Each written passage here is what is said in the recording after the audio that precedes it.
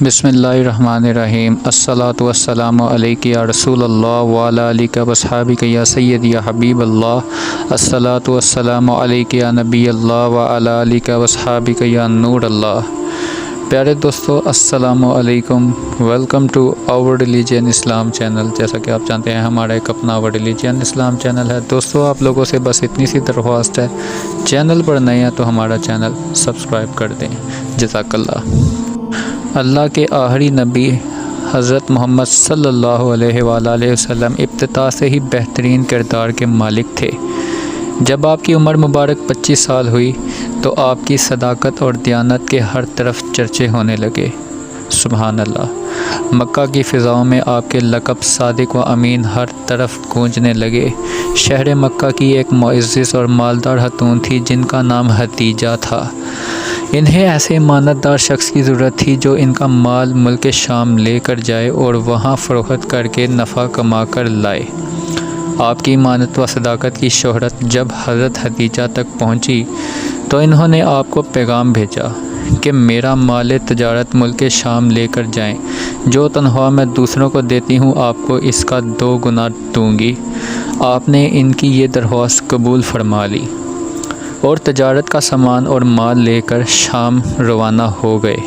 اس سفر میں حضرت حدیجہ رضی اللہ تعالیٰ عنہ کا غلام میسرہ بھی شامل ہے، آپ کے ساتھ تھا اور جو آپ کی خدمت اور دیگر ضروریات پوری کرتا تھا۔ ایک بار پھر جب آپ ملک شام کے مشہور شہری بصرہ پہنچے تو وہاں نستورہ راہب کی عبادت گاہ کے قریب قیام فرمایا۔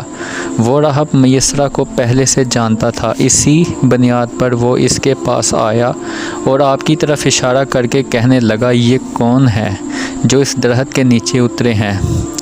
مصرع نے جواب دیا، یہ شہر مکہ کے رہنے والے ہیں، بنو ہاشم سے تعلق ہے، ان کا نام محمد صلی اللہ علیہ وآلہ وسلم ہے اور لقب امین ہے۔ راہب کہنے لگا، سوائے نبی کے آج تک اس درخت کے نیچے کوئی نہیں اترا۔ پھر اس نے پوچھا، کیا ان کی آنکھوں میں سرخی رہتی ہے؟ مصرع نے جواب دیا، ہاں ہے اور وہ ہر وقت رہتی ہے۔ یہ سن کر نستورہ کہنے لگا، یہی اللہ کے آخری نبی ہیں، مجھے ان میں وہ تمام نشانیاں نظر آ رہی ہیں جو توریت و زبور میں پڑھی ہیں۔ کاش میں اس وقت زندہ ہوں جب یہ اپنی نبوت کا اعلان فرمائیں گے۔ اگر میں زندہ رہا تو ان کی بھرپور مدد کروں گا اور ان کی خدمت میں پوری زندگی گزار دیتا۔ اے مصرع، میں تمہیں نصیحت کرتا ہوں کہ کبھی ان سے جدا مت ہونا، ان کی خدمت کرتے رہنا، کیونکہ اللہ پاک نے انہیں نبوت کا شرف عطا فرمایا ہے۔ آپ سامان تجارت بیچ کر جلد واپس تشریف لے آئیں۔ جب آپ کا قافلہ مکہ واپس پہنچا تو اس وقت حضرت بی بی حدیجہ مکان کی چھت پر بیٹھی ہوئی تھی۔ انہوں نے یہ منظر دیکھا کہ اللہ کے آخری نبی صلی اللہ علیہ وسلم پر 2 فرشتے دھوپ سے سایہ کیے ہوئے ہیں۔ اس منظر نے حضرت حدیجہ کے دل پر گہرا اثر کیا۔ کچھ دن کے بعد انہوں نے اپنے غلام مصرع سے اس بات کا ذکر کیا تو مصرع نے بتایا کہ میں تو پورے سفر میں اسی طرح کے مناظر دیکھتا رہا ہوں۔ پھر مصرع نے اس طویل سفر میں آپ کی صداقت و دیانت، حسن سلوک و غمخواری، معاملات کو سمجھنے اور کاروباری مہارت کے جو رخ پر و مناظر اپنی آنکھوں سے دیکھے وہ بیان کیے۔ نستورہ راہب جس طرح آپ پر فدا ہو گیا تھا اور آپ کے مستقبل کے بارے میں پیش گوئیاں تھی، یہ بتایا۔ یہ سن کر حضرت حدیجہ کے دل میں آپ کے لیے عقیدت و محبت پیدا ہو گئی۔ حضرت حدیجہ رضی اللہ تعالیٰ عنہ مکہ کی مالدار اور بہت محترم معزز خاتون تھی۔ آپ کا تعلق قبیلہ قریش کی شاہ بنو اسد بن عبد العزیز سے تھا۔ ان کا سلسلہ نسب 3 وسطوں سے رسول اللہ صلی اللہ علیہ وآلہ وسلم سے ملتا ہے۔ اہل مکہ انہیں ان کی پاک دامنی کی وجہ سے طاہرہ یعنی پاک باز کے لقب سے یاد کرتے تھے۔ ان کی عمر اس وقت 40 سال ہو چکی تھی۔ انہوں نے 2 شادیاں کی تھیں اور ان کے دونوں شوہر انتقال کر گئے تھے۔ بڑے امیر و کبیر افراد نے ان کو شادی کے پیغامات بھیجے، لیکن انہوں نے تمام پیغامات کو واپس کر دیا اور یہ طے کر لیا اب نکاح نہیں کریں گی۔ لیکن اب اخلاق، عادات، برکات اور حیرت انگیز واقعات سن کر ان کا دل آپ سے نکاح کی طرف مائل ہوا۔ انہوں نے اللہ کے آخری نبی صلی اللہ علیہ وآلہ وسلم کی پھوپھی حضرت صفیہ کو بلایا۔ حضرت صفیہ بی بی حضرت ختیجہ رضی اللہ تعالیٰ عنہ کے بھائی عوام بن خویلد کی بیوی تھی۔ انہیں بلا کر ان سے آپ کے کچھ ذاتی حالات کے بارے میں معلومات لی۔ پھر شام کے سفر سے واپسی کے تقریباً 3 ماہ بعد انہوں نے آپ کی طرف نکاح کا پیغام بھیجا۔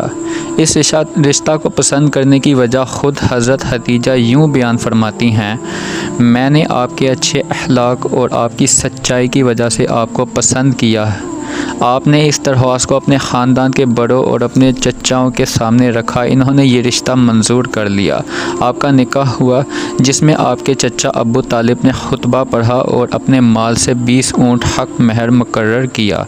حضرت ختیجہ تقریباً 25 سال تک حضور علیہ السلام کی خدمت میں رہیں۔ ان کی زندگی میں آپ نے کوئی دوسرا نکاح نہ فرمایا۔ رسول اللہ صلی اللہ علیہ وسلم کے ایک فرزندہ حضرت ابراہیم رضی اللہ تعالیٰ عنہ کے سوا باقی ساری اولاد حضرت ختیجہ رضی اللہ تعالیٰ عنہ سے ہوئی۔ حضرت ختیجہ نے اپنی ساری دولت آپ کے قدموں میں نثار کر دی اور ساری عمر آپ کی خدمت کرتے گزاری۔ اللہ کے آخری نبی صلی اللہ علیہ وآلہ وسلم کی عمر مبارک جب 35 برس ہوئی تو زبردست بارش سے حرم کعبہ میں سیلابی پانی آ گیا۔ اس سے کعبہ شریف کی عمارت کو کافی نقصان پہنچا اور اس کا کچھ حصہ بھی گر گیا۔ قریش نے طے کیا کہ مکمل عمارت کو توڑ کر پھر سے کعبہ کی ایک مضبوط عمارت بنائی جائے، جس کا دروازہ بھی بلند ہو، اس کی چھت بھی ہو۔ چنانچہ قریش نے مل جل کر اس کا کام شروع کر دیا۔ اس تعمیر میں آپ بھی شریک ہوئے اور پتھر اٹھا کر لاتے رہے۔ مختلف قبیلوں نے کعبہ شریف کی عمارت کے مختلف حصے آپس میں تقسیم کر لیے، لیکن جب ہجرہ سود رکھنے کا مرحلہ آیا تو فتنوں نے سر اٹھانا شروع کر دیا۔ قبیلوں کا آپس میں سخت اختلاف ہو گیا۔ ہر قبیلے کی خواہش تھی کہ ہجرہ سودا کو نصب کرنے کا اعزاز سے حاصل ہو۔ اگر کوئی قبیلہ اس میں رکاوٹ بنے تو تلوار کے زور سے اس کا راستہ روکا جائے۔ 4 دن اسی بات میں گزر گئے کہ ہجرہ سود کون نصب کرے گا۔ ایک بڑے شخص نے اس جھگڑے کو ٹالنے کے لیے یہ تجویز پیش کیا کہ کل جو شخص صبح سویرے سب سے پہلے حرم مکہ میں داخل ہو، اسی سے ہم اپنا فیصلہ کروائیں گے۔ وہ جو فیصلہ دے سب قبائل اسے تسلیم کریں گے۔ اس بات پر تمام قبائل کا اتفاق ہو گیا۔ خدا کی شان کے صبح کو جو شخص سب سے پہلے حرم مکہ میں داخل ہوا وہ نبی کریم صلی اللہ علیہ وسلم ہی تھے۔ آپ کو دیکھتے ہی ان کی مسرت کی انتہا نہ رہی۔ سب کہنے لگے، یہ امین ہیں، یہ جو بھی فیصلہ فرمائیں گے ہم تسلیم کریں گے۔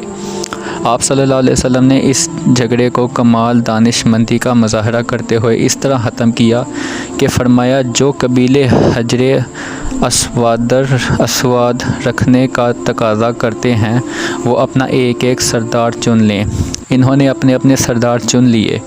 پھر آپ نے اپنی چادر مبارک کو بچھا کر حجر اسود کو اس پر رکھا اور سرداروں سے فرمایا کہ وہ سب مل کر اس چادر کو تھام کر حجر اسود کو اٹھائیں۔ سب نے ایسے ہی کیا کہ جب حجر اسود اپنے مقام تک پہنچ گیا تو آپ نے برکت والے ہاتھوں سے اس مقدس پتھر کو اٹھا کر اس کی جگہ رکھ دیا۔